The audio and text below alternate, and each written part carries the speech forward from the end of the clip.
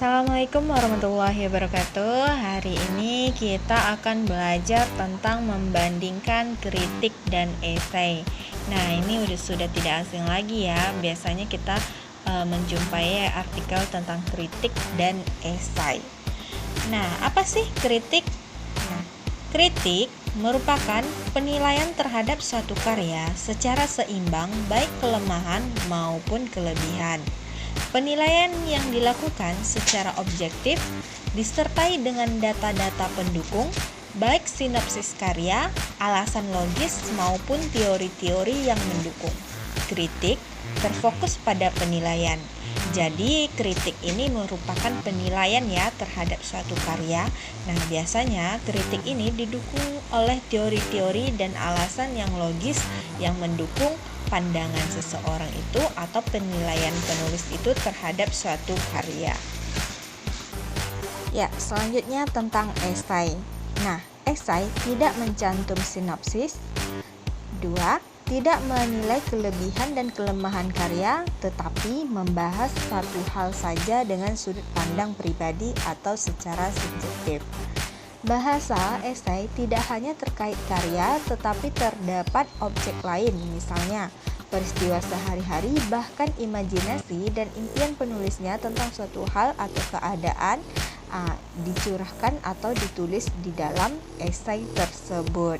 Nah, inilah pengertian dari esai, di mana esai tidak mencantumkan sinopsis ya dari karya atau apa yang dianalisis oleh penulis. Nah, dia tidak mencatat kelemahan dan kelebihan. Itu merupakan pandangan penulis tentang terhadap suatu karya. Nah, dituangkan ke dalam tulisan.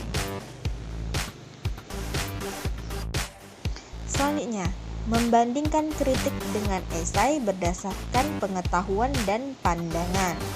Nah, di sini telah ada kolom ya, ada kritik dan esai. Kita akan membandingkan kritik dan esai berdasarkan pengetahuan yang disajikan.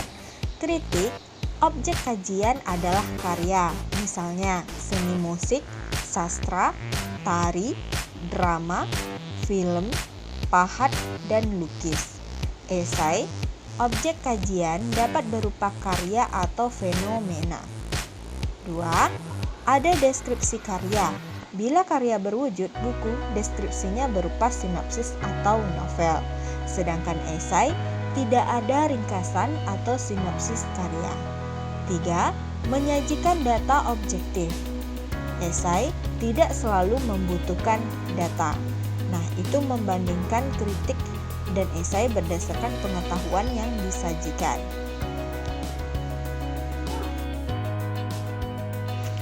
Selanjutnya, membandingkan kritik dan esai berdasarkan pandangan penulisnya. 1. Penilaian terhadap karya dilakukan secara objektif disertai data dan alasan yang logis. Sedangkan esai, kajian dilakukan secara subjektif menurut pendapat pribadi penulis esai. Nah, dari ini kita bisa dapat membedakan antara kritik dan esai ya. Kalau kritik itu lebih ke objektif dan disertai data-data dan alasan yang logis. Nah, sedangkan esai itu hanya pendapat dari pribadi penulis atau secara subjektifnya saja. Kedua, dalam memberikan penilaian seringkali menggunakan kajian teori yang sudah mapan.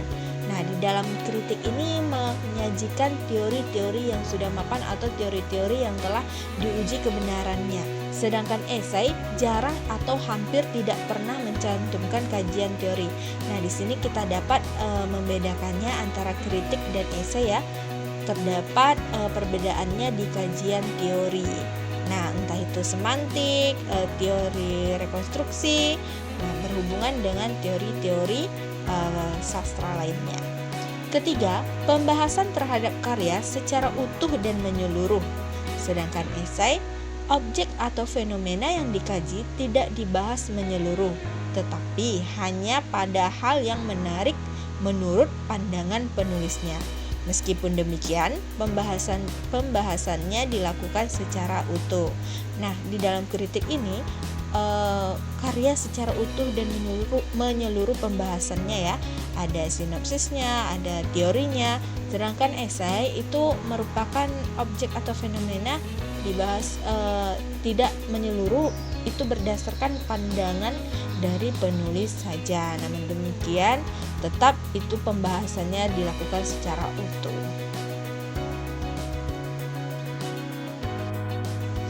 Selanjutnya, menganalisis kebahasaan kritik sastra dan esai. 1. Menggunakan pernyataan-pernyataan persuasif. Artinya, persuasif itu adalah pernyataan-pernyataan yang mengajak atau himbauan terhadap teks tersebut atau karya sastra tersebut. 2. Menggunakan pernyataan yang menyatakan fakta untuk mendukung atau membuktikan kebenaran argumentasi penulis atau penuturnya.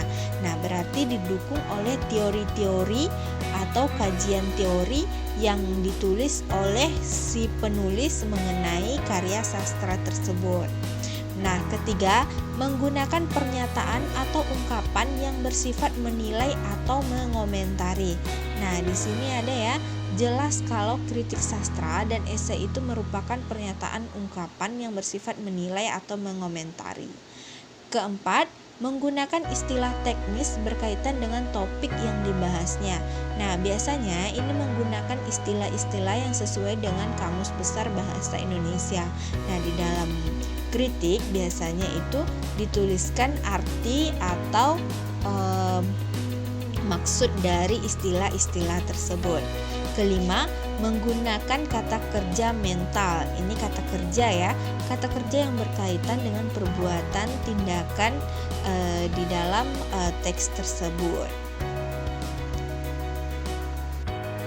Demikianlah pembahasan tentang membandingkan kritik dan esai. Semoga video ini bermanfaat. Jangan lupa like dan subscribe ya.